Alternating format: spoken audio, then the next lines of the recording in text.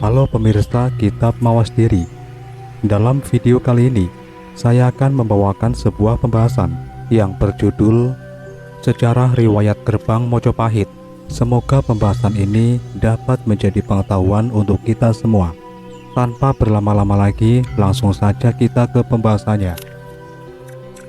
Pada sebuah desa yang terpencil, hiduplah seorang janda bernama Randasari yang memiliki anak laki-laki yang tampan, terampil dan gesit. Pemuda energik ini juga memiliki ilmu kanuragan. Ia sangat menonjol di antara teman-temannya. Ia bernama Keponabrang. Ia suka menolong bila teman-temannya mendapat kesusahan. Namun balas budi yang seharusnya diterima oleh Keponabrang tidak pernah didapatkan.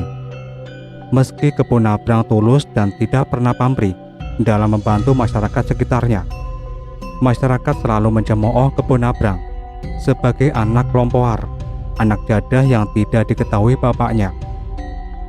Keponabrang menghadapi dengan tabah karena pesan ibunya Rondosari untuk tidak melawan orang yang mencemoohnya. Biarkan saja semua menghina Mungger, nanti juga mereka capek sendiri.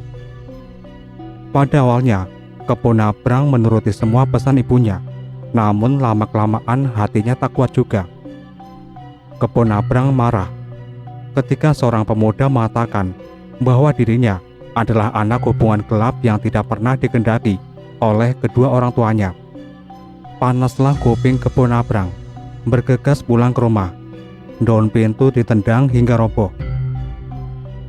Nyai Rondosari yang tengah di dalam rumah bergegas keluar, mendengar suara keras pintu yang roboh. "Ada apa, Ngger? Sabar, sabar," bujuk Nyai Rondosari dengan memegangi kedua tangannya. "Saya ini anak siapa? Saya nggak mau kalau Biung bohong lagi. Saya mau Biung jujur mengatakan yang sebenarnya." "Sekarang kamu sudah dewasa, dan sudah saatnya kamu tahu sebenarnya siapa dirimu, Ngger. Sebenarnya, kamu adalah putra Sunan Muria." Nyai Rondosari menerangkan sedetail-detailnya asal-usul Keponabrang. Berbekal cerita yang diperoleh dari Nyai Rondosari, maka berangkatlah Keponabrang ke Padepokan Muria. Dengan sopannya ia menghadap Kanjeng Sunan Muria. Ia mengaku sebagai anak dari Kanjeng Sunan Muria, dan ia mau berguru kepada Kanjeng Sunan. Sejak kecil memang dia tidak pernah melihat ayahandanya karena dirahasiakan oleh Nyai Rondosari. Baru setelah dewasa, ia diberitahu oleh ibunya bahwa ayahnya adalah seorang sunan, yakni Sunan Muria. Akan tetapi pengakuan sang pemuda itu ditolak keras oleh sang Sunan Muria. Beliau berkata bahwa beliau tidak pernah merasa punya anak yang bernama Keponabrang, sebab ia hanya memiliki seorang anak dari Dewi Roroyono. Meskipun Sunan Muria menolak pengakuan sang pemuda, Keponabrang tetap diperbolehkan berguru di Padepokan Muria. Hal ini menjadi kesempatan yang bagus untuk meyakinkan Kanjeng Sunan Muria. Walaupun Keponabrang membawa bukti-bukti yang telah dibekalkan ibunya, Kanjeng Sunan masih tetap ragu bahwa dia benar-benar adalah putranya. Keponabrang terus-menerus mendesak. Maka Sunan Muria akhirnya bersedia mengakui bahwa Keponabrang adalah putranya, asalkan dia dapat memenuhi syarat. Syaratnya adalah Keponabrang harus dapat memindahkan salah satu pintu gerbang yang ada di Kerajaan Mojopahit ke Gunung Muria dalam waktu 1 malam saja. Andai kamu bisa memenuhi syarat itu, kamu saya akui sebagai putraku. Keponabrang bersungguh-sungguh untuk mendapatkan pengakuan anak dari Sunan Muria. Berangkatlah ia ke Mojopahit untuk mendapatkan sebuah pintu gerbang. Setelah ia berkeliling di bekas reruntuhan Mojopahit, akhirnya dia menemukan sebuah pintu. Ia akan diambilnya sendiri dengan kekuatan sakti yang dimiliki sejak lahir. Ia tengah mempersiapkan mantra-mantra dan juga doa kepada Tuhan agar segera dapat mengangkat pintu Mojopahit. Bersamaan dengan itu, di Juwana, sebelah timur Pati, diadakan sayembara untuk dapat mempersunting Roro Pujiwati dengan syarat dapat membawa pintu Mojopahit ke wilayah Ngerang. Hal ini diikuti oleh para pemuda yang ada di daerah Ngerang. Namun semuanya tak sanggup. Ada juga seorang pemuda bernama Raden Ronggo, adalah putra Kanjeng Sunan Muria dari ibunya Dewi Roroyono. Sunan Ngerang juga mempunyai seorang putri lagi, adiknya Dewi Roroyono, bernama Roro Pujiwati. Ia sedang menuju ke wilayah reruntuhan Kerajaan Mojopahit dalam rangka mengikuti sayembara memindahkan pintu gerbang Mojopahit. Sayembara tersebut untuk memperebutkan seorang putri cantik bernama Roro Pujiwati, putri Ki Ageng Ngerang atau Sunan Ngerang Juwana. Raden Ronggo yang sangat mencintai Roro Pujiwati. Kisah cintanya ini diketahui oleh Ki Ageng Ngerang dan Sunan Muria, sehingga mereka berdua bersepakat untuk membuat sayembara yang sekiranya tidak dapat dipenuhi oleh Raden Ronggo. Padahal Roro Pujiwati ini adalah bibinya Raden Ronggo sendiri, karena Roro Pujiwati itu adalah adiknya Raden Ayu Roroyono, ibunya Raden Ronggo. Kehendak Raden Ronggo untuk mempersunting Roro Pujiwati itu ditolak, karena di dalam agama tidak diperbolehkan keponakan menikahi bibinya. Ki Ageng Ngerang dan Sunan Muria berunding bagaimana cara menolaknya. Akhirnya ditemukan cara, yaitu mengajukan syarat yang harus dipenuhi, yakni memindahkan sebuah pintu gerbang Mojopahit ke tempatnya Roro Pujiwati, yaitu di Ngerang Juwana. Setelah sampai di Mojopahit, Raden Ronggo kaget sebab telah ada yang mau membawa pintu Mojopahit. Ia kecewa karena ia mengetahui bahwa ada seorang pemuda dari Muria yang membawa lari sebuah pintu gerbang. Apakah itu suruhannya Romo untuk menggagalkan sayembara ini? Ataukah dia juga berkompetisi untuk ikut sayembara mempersunting Roro Pujiwati? Raden Ronggo tertegun. Ia mengawasinya dari belakang. Dengan hati bergetar, ia kembali mengejar pemuda yang telah mendahulinya, yakni Kebo Nabrang. Ia akan merebut bila sudah dekat dengan Ngerang. Kebo Nabrang sangat gesit, sehingga membuat Raden Ronggo keteteran. Raden Ronggo melesat lebih cepat lagi untuk mengejar, karena Kebo Nabrang sudah melewati Ngerang. Raden Ronggo berhenti sebentar untuk mengambil palang pintu yang terjatuh. Ia melesat lagi mengejar Kebo Nabrang. Ia mengira ini pasti usaha Romonya untuk menggagalkan sayembara. Raden Ronggo akhirnya dapat mengejarnya setelah Kebo Nabrang sedang bingung mencari palang pintu gerbang yang terjatuh. "Kamu mencari apa, Kisanak? Apa yang hilang?" Kebo Nabrang melihat Raden Ronggo yang sedang memegang palang pintu. "Berikan palang pintu itu, Raden. Saya nggak ada waktu. Cepat berikan," bentak Kebo Nabrang. Terjadilah kejar-mengejar dan pertempur yang sangat hebat. Pergulatan adu kekuatan antara Raden Ronggo dengan murid Sunan Muria memperebutkan pintu Mojopahit. Raden Ronggo ingin merebut pintu itu agar dapat mempersunting Roro Pujiwati, sedangkan Kebo Nabrang agar dapat diakui sebagai putra Kanjeng Sunan Muria. Pertengkaran antara keduanya diketahui oleh Suro Penggol, sehingga ia harus turun gunung untuk melerai perselisihan ini.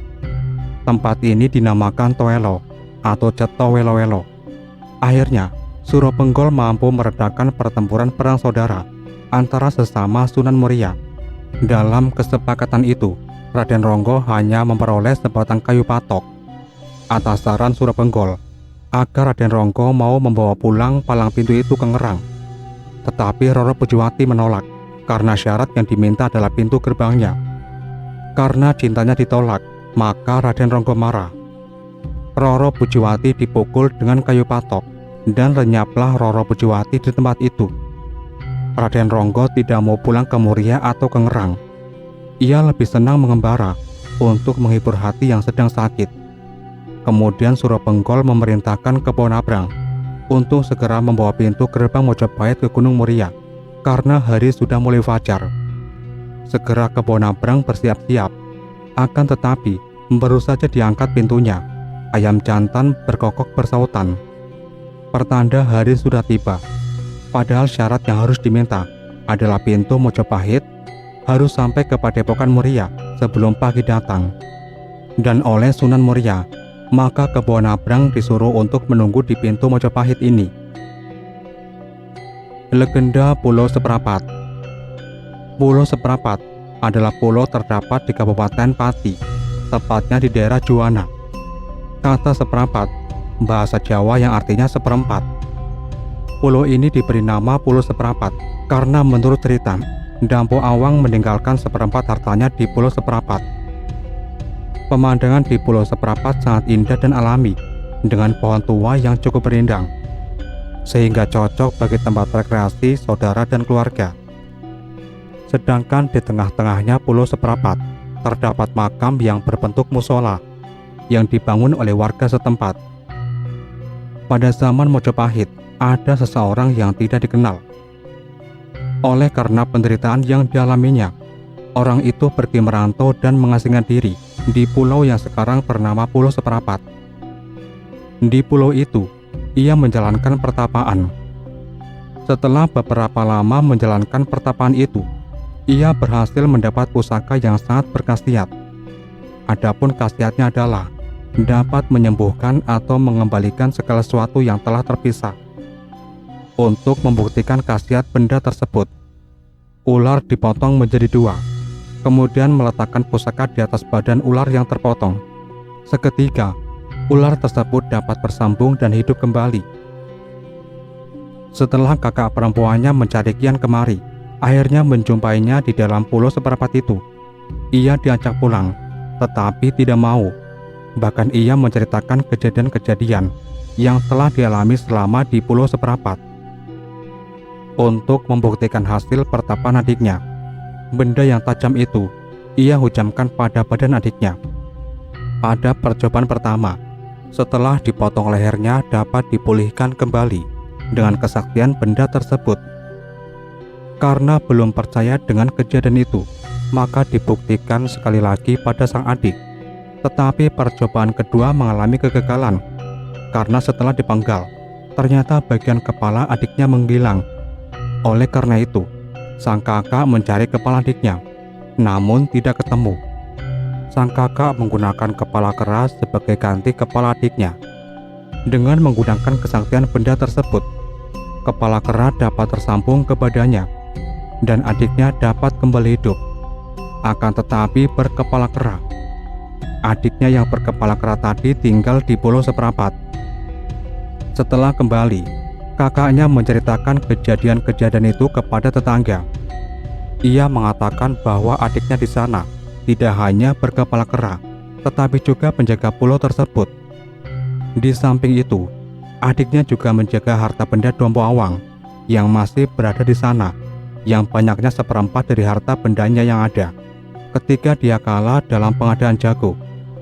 Kakak perempuannya juga mengatakan kepada penduduk bahwa harta benda Dampo Awang itu boleh dimiliki siapa saja yang mau menjadi warga Pulau Seprapat itu.